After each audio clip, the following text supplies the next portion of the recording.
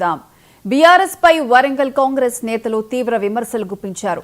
కడియం శ్రీహరిని విమర్శించే నైతిక హక్కు బీఆర్ఎస్ కు లేదని ఎమ్మెల్యే నాయని రాజేందర్ రెడ్డి మండిపడ్డారు.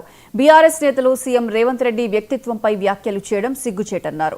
కవిత చేసిన వ్యాఖ్యలకు సమాధానం చెప్పే ధైర్యం బీఆర్ఎస్ నేతలకు లేదన్నారు. మళ్లీ అధికారంలోకి వచ్చేందుకు బీఆర్ఎస్ పగటి కలలు కంటుందని, బీఆర్ఎస్ నేతలు ఓట్లు అడగడానికి వస్తే ప్రజలు తరిమి కొట్టాలని వ్యాఖ్యానించారు. ఓ లంపెన్ గ్యాంగ్ తిరుగుతున్నారు, అప్పుడే ఎలక్షన్లు వచ్చినాయి అన్నట్టు దాన్ని పట్టుకొని కాంగ్రెస్ పార్టీ మీద దుష్ప్రచారం చేసుకుంటా. నిజం కూడా లంపెన్ గ్యాంగే అది. వాళ్ళు ఎవరు చక్కగా ఉన్నాడు చెప్పాల పోయింది దాంట్లో. ఆ రాష్ట్రంలో పొద్దుగాలైతే కేటీఆర్ అదే మాట్లాడుతుంటాడు. మీ అయ్య చేసిన దాన్ని మీ అయ్యాల్లో కూర్చున్న దాన్ని జవాబు చెప్పమని బయటకు వచ్చి ఎందుకు రాజీనామా చేయించలే? 36 మందిలో 2 టర్మ్లల్లా ఒక్కతో రాజీనామా చేసినవా? ఇవాళ మీకు మాట్లాడే అర్హత నైతిక ఎక్కడికి వెళ్ళినది మీకు?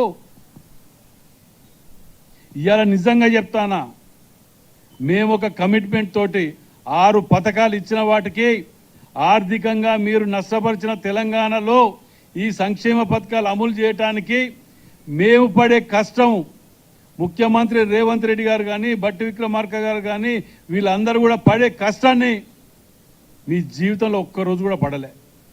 మీరు కేవలం తెలంగాణ పేరు చెప్పుకొని సెంటిమెంట్ చెప్పుకొని చనిపోయిన విద్యార్థులు శవాల మీద పేలాలు ఎరక తినుకుంటూ రీడిజైన్ పేరుతోటి కాళేశ్వరం